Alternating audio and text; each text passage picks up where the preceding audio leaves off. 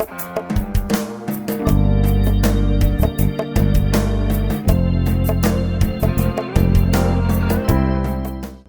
Goths.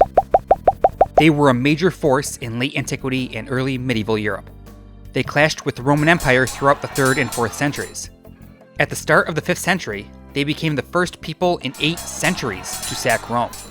And by the end of the 5th century, the Visigoths and Ostrogoths controlled 2 of the successor kingdoms to the Roman Empire in Western Europe. They built mausoleums that still last. They created beautiful artwork. Their language, Gothic, is the only East Germanic language to be passed down to us in any sizable way. They helped shape Europe in the early Middle Ages. They were very important people. So, who were they? And where did they come from? Those questions do not have easy answers.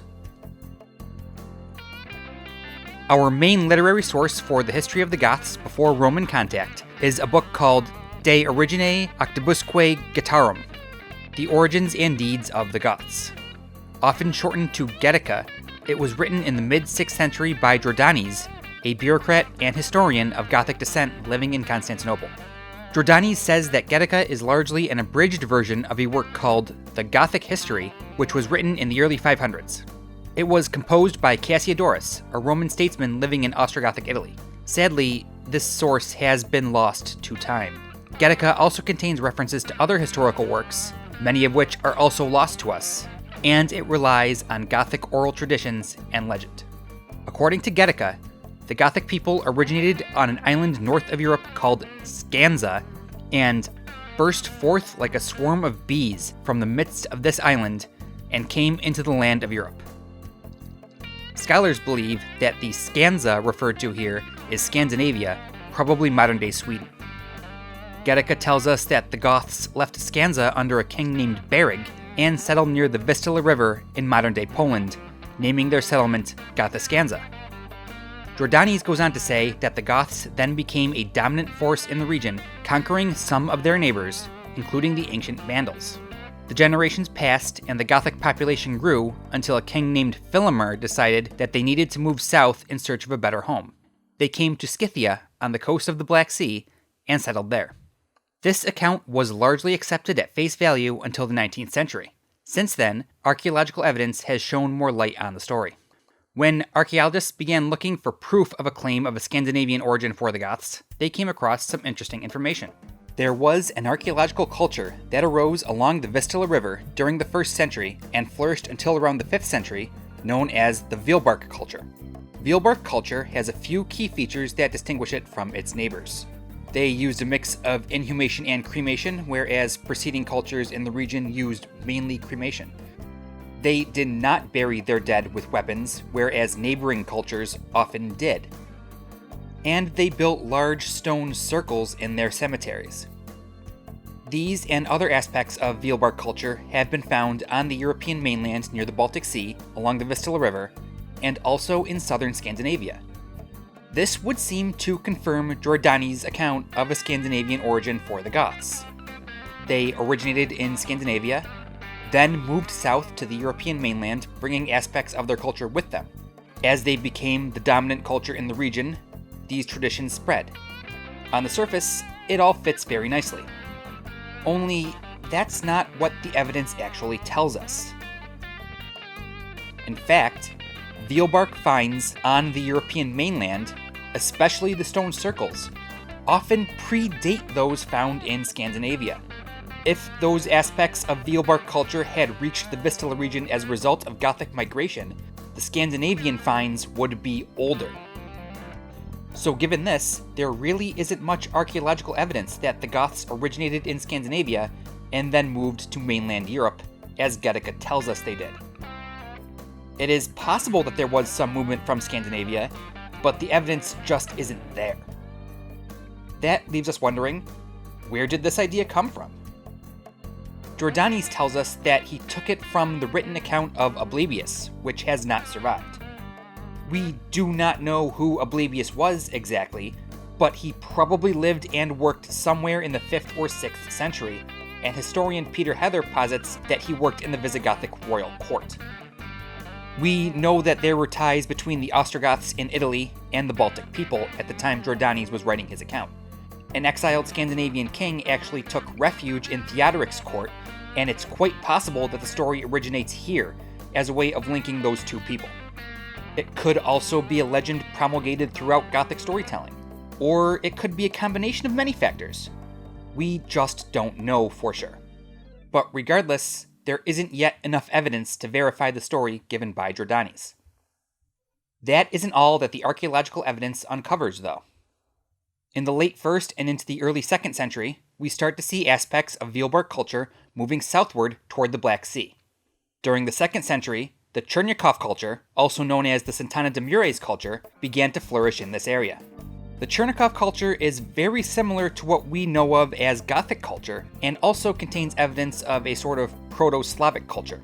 It has some similarities to Vielbark culture as well, specifically with regards to house building and burial rites. It seems that Chernikov culture grew out of, or was at least influenced by, Vielbark culture. But, as historian Michael Kulikowski points out, Chernikov culture contains different aspects of many cultures.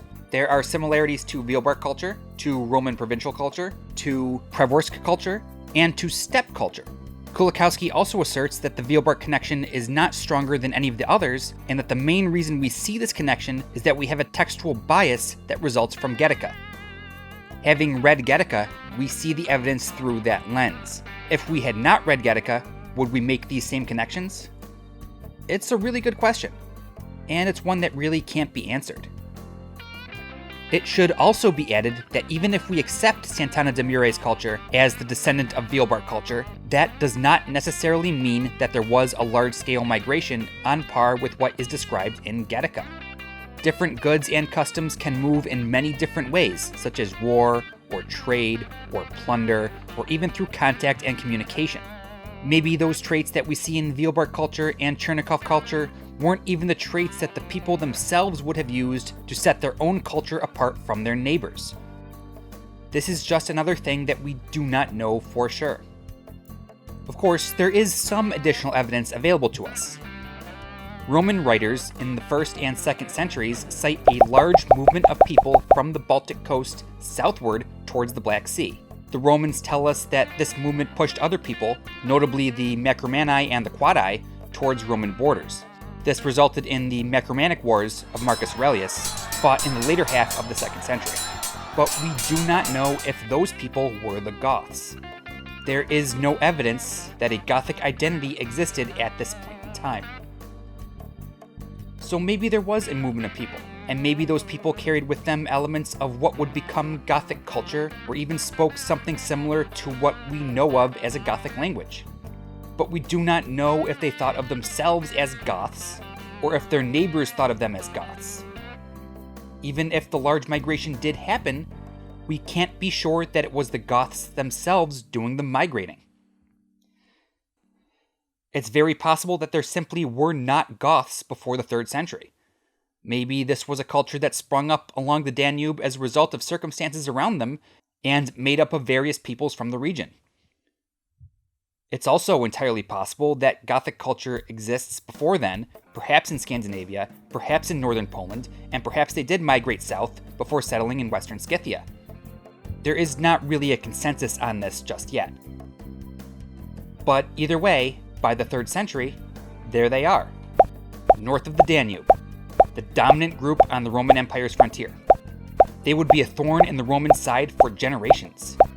But they would become more Romanized over time. After the tensions of the 3rd and early 4th centuries were resolved, the Goths used Roman goods, traded with Roman merchants, and even served in the Roman legions. Through interaction with the Romans, the Goths began to adopt more and more of their culture, even including their conversion to the empire's new religion. During the early 4th century, a child was born in Gothic territory to Cappadocian parents who were being held as slaves of the Goths. These Cappadocians were likely taken captive during the Gothic raids of the late 3rd century. This child was given a Gothic name, Ulfila, and he was raised to adhere to his parents' Christianity. Growing up in Gothic territory, Ulfila learned to speak Gothic. Later in life, he would also learn Greek and Latin. Importantly, Ulfila never abandoned his faith. In the mid-4th century, he went on a mission from the Goths to the emperor at Constantinople. While on this mission, he was consecrated as a bishop by Eusebius of Nicomedia. Eusebius was a prominent Arian Christian, and he was the man who baptized Constantine on his deathbed.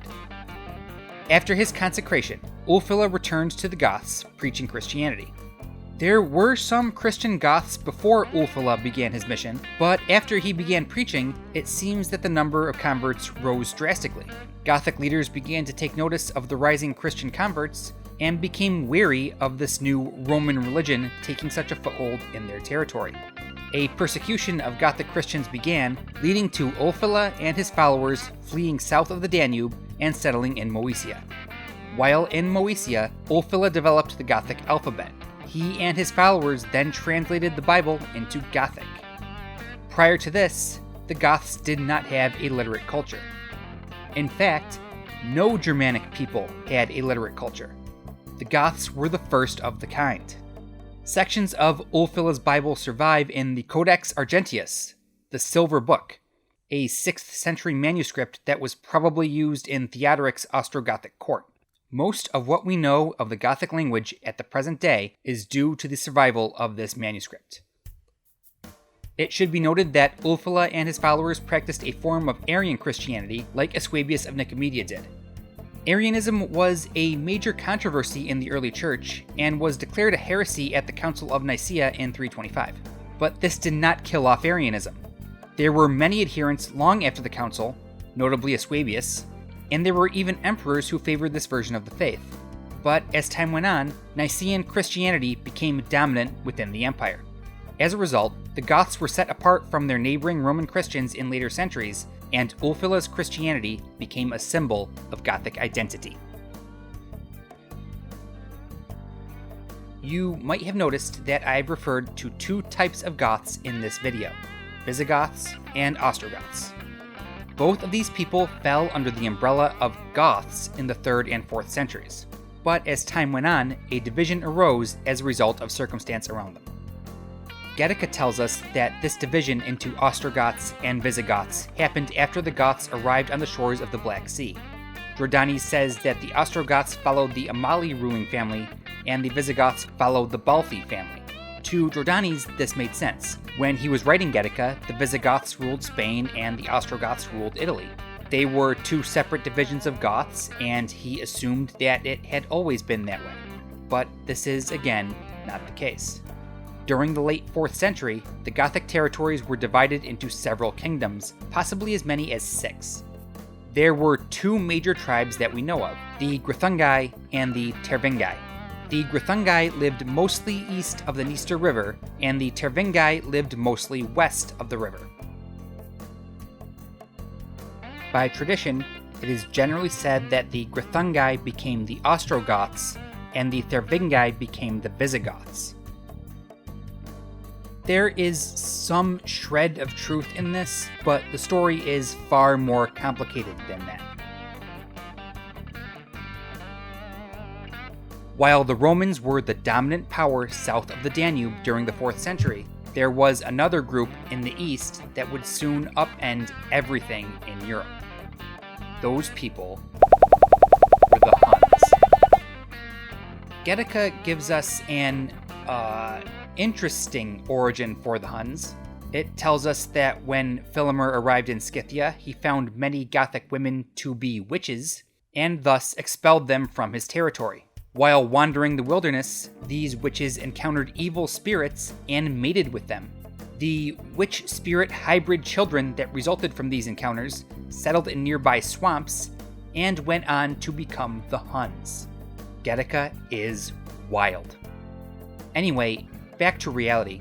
The Huns were growing more powerful and expanding to the west and into Europe. They conquered the Alans and then moved into Gothic territory, where they encountered the Greuthungi. The Greuthungi put up some resistance, but were defeated by the advancing Huns.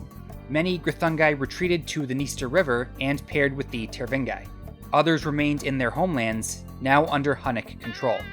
The Goths on the other side of the Dniester now faced a decision: make a stand against the Huns, surrender to the Huns if they advanced, or seek refuge on the other side of the Danube. The story of the Goths that asked to cross the Danube looking for asylum within the Roman Empire will be covered in more detail at a later point, but let's just say that it did not go well for the Romans. The Tervingi and Greuthungi that made it across the river fought a war with the Empire that resulted in a Gothic settlement south of the Danube. These Goths, the ones that crossed the Danube, would continue to war with the Romans on and off until the fall of the Western Empire. Notably, these were the Goths who sacked Rome in 410. But they also allied with the Romans against the Huns in Gaul in the mid-400s. They formed the Visigothic kingdom and ruled Spain from 418 until the 8th century. Which leaves us with these Goths, the ones who were ruled by the Huns. These people, now a mix of Goths and Huns and Alans and others, re-emerged as an independent political unit after the collapse of the Hunnic Empire in the 5th century. These people united under the leadership of the Amal dynasty, and by the end of the 5th century, they had taken control of Italy and the area across the Adriatic Sea. These Gothic cousins now ruled much of Rome's former territory.